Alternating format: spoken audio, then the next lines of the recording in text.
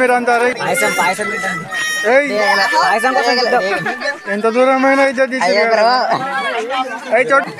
చూడరమ్మా అందరూ పాయసం చూసి ఆనందించుకో. రెడీ చేయాలి అంతా మళ్ళా పెంట.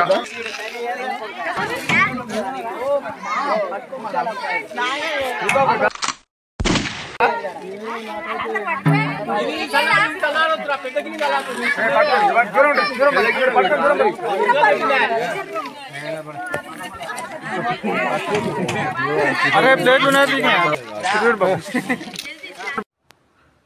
ఇది మా ఊరు చెరువు.